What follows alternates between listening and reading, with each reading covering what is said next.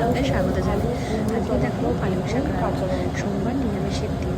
একটু বড়িগুলো ভেজে নিয়েছিলাম, তারপরে দিয়ে দিয়েছিলাম কুমড়ো, বেগুন, আলু, কাঁচা লঙ্কা, টমেটো, আর প্রথমে ফোড়ন দিলাম জিরা আর শুকনো লঙ্কা। ভালো করে নেড়ে নিলাম জিনিস ফোড়নগুলোকে। তারপরে দিয়ে দেবো আমরা সব কাটা সবজিগুলো একে একে বারবার করে দিয়ে দেবো।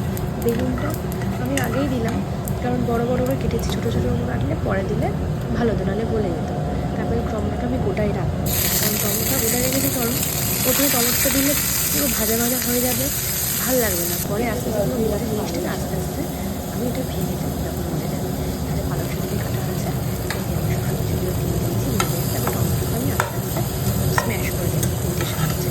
স্ম্যাশ করা হয়ে গেলে সবজিগুলো নেড়ে চেড়ে সিলে করে করছি, একটু হাতে দিয়ে দিয়েছি। হয়ে যাওয়ার পরে তারপরে আমি চাপা দেবো, শাকগুলো দিয়ে দেবো, হয়ে যাবে। শাকগুলো দিয়ে তারপরে আমরা চাপা দিয়ে তো রেখে দেবো, ওই জলটা যে উঠবে সেই জন্য শাকের জলটাতে যেন ঠান্ডা না হয়। আর শীতকালের বেলায় ভালোই লাগে পালং শাক খেতে।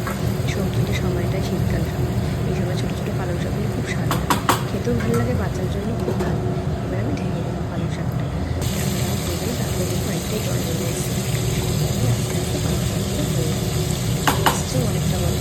তারপরে আমরা এটা আস্তে করে একটু নুন মিষ্টি দিয়ে সবটা ঠিক আমরা নামিয়ে নেব। ভাতকালে পালং শাক তৈরি, ও গরম গরম ভাতে ঘুরে দিন বলতে দিলে পালং শাক। ও হ্যাঁ, একটা কথা, আমি তো জিরা গুঁড়ো দিয়েছিলাম, এটা দেখানো হয়নি, তাই আমি বলে দিলাম। এবার আমার অলমোস্ট তৈরি হয়ে এসেছে। তারপরে ও ভাজা বড়িগুলো দিয়ে দিলাম সুন্দর করে, আর একটু ছোটো বড়ি একটু ভেঙে স্ম্যাশ করে দিলাম। এটা স্ম্যাশ করে দিলে কি জিনিসটা পুরো ছড়িয়ে দেওয়ার ভালোও লাগে, বেশ মুখে পড়ে, সবার পাতে তো একটা দুটো পড়ে, কিন্তু পুরো স্ম্যাশ হয়ে গেলে কিছু কিছু বড়িগুলো পুরো মিশে যায়, তো দেখতেও ভালো লাগে আর খেতেও ভালো লাগে।